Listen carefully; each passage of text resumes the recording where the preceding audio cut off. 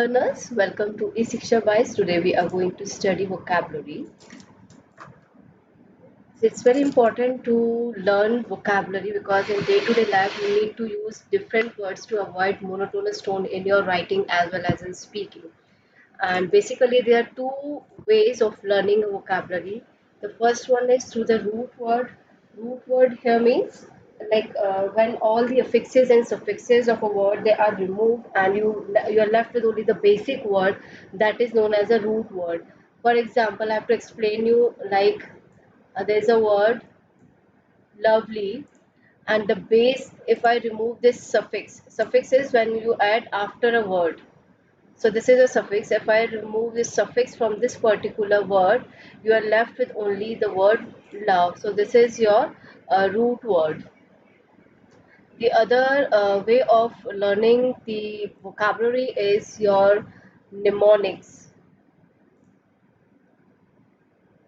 Mnemonics is basically a technique where you use to improve your memory, or you learn things in such a way that you are able to retain it for a longer time. You try to relate it the word with a different word so that you remember it. For example, I discussed in one of the sessions while taking grammar in coordinating conjunction. I told you a mnemonic fanboys. So, if you come across coordinating conjunction straight away, you are able to recall fanboys. It means you are able to relate that these fanboys are the seven coordinating conjunctions that you can use it in your sentences. So this fanboys is basically F stands for, A stands for and, N stands for nor, B stands for but, O stands for or, Y stands for yet, and S stands for so. So to remember all these seven coordinating conjunction, we have created a mnemonic fanboys.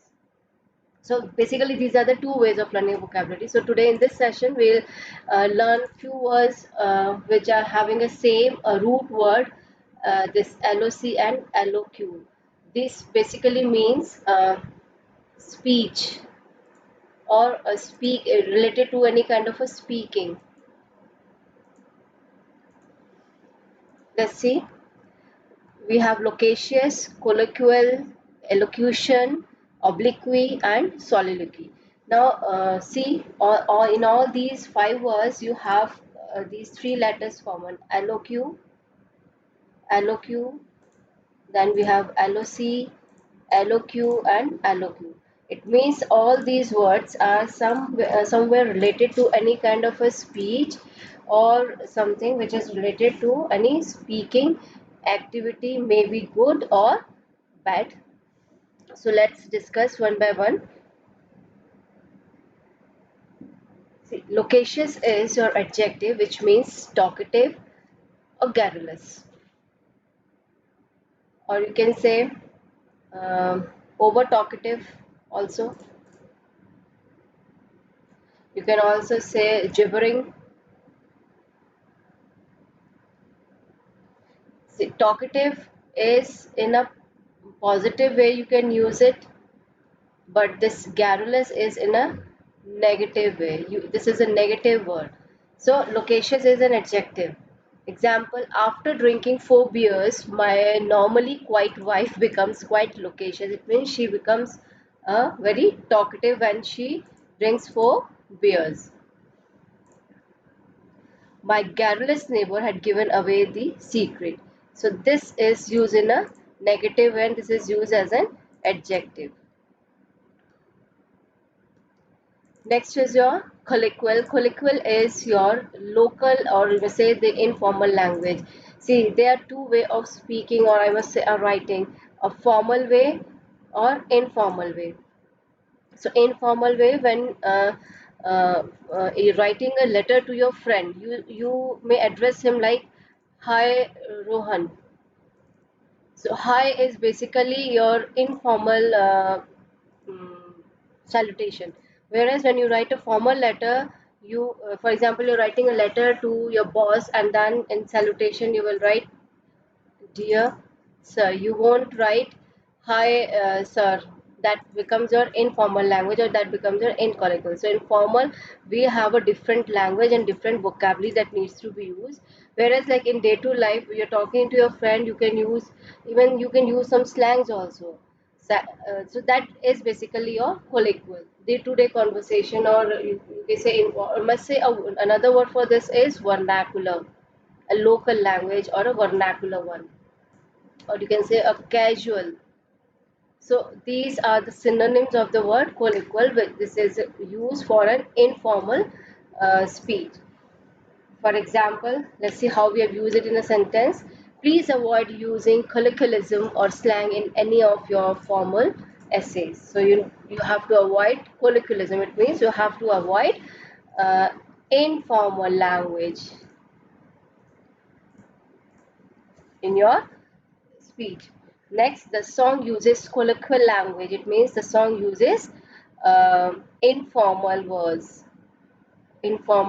language, or you can say day-to-day words, which is easily understood by the localites.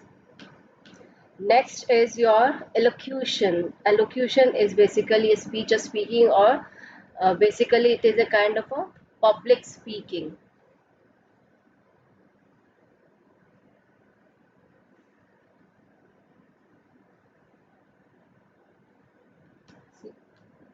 Before I took lessons in elocution, I was an awful speaker. It means before you actually gone into a practice of elocution, you learn how to stand in public and speak.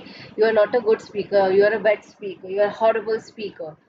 Next is Rihanna will need to work on her elocution. It means she has to work on her speaking skills. Speaking skills here means when you are able to speak in public, because elocution is when you are standing in front of a public and then you are speaking is your elocution.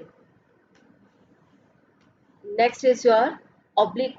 Oblique is basically a negative word when the people, basically a public condemnation, or you can say shame or disgrace, humiliation, or dishonor, discredit. So these are all the negative words. When someone uses a negative word or bad words for you, that becomes your oblique. Let's see how it is used in a sentence. For many years, he had much oblique to endure. So this is a noun. Endure here means to bear. Like you have to bear uh, so much of shame because for many years. Mr. Khan joined the Society of Friends and bore his share of obliquity, means bore his share of condemnation. Next is your soliloquy. Soliloquy is basically a kind of an address. It is used, if you must have heard about to be or not to be, is basically a very famous soliloquy used in a Hamlet written by a famous dramatist Shakespeare. It's basically an address where a character, there are many characters in the play, but one character stands alone on the stage and then he addresses a crowd where other characters they don't speak anything. Basically, he relates the things, he tells the things to the audience. So that is basically a soliloquy. So Edmund ends the scene as he had begun it with a soliloquy. So he ends the scene with a address. It means he is the only person who speaks at the end. Then soliloquy was an Elizabethan dramatic convention. So this is basically a kind of a tradition in the Elizabethan drama. So this is something when a person is standing alone and then speaking aloud. So today we have learned 5 new words which are related to speech making. That is your loquacious, colloquial, elocution, oblique, and soliloquy. I hope you like the session. Please do share, like, and subscribe. happy learning.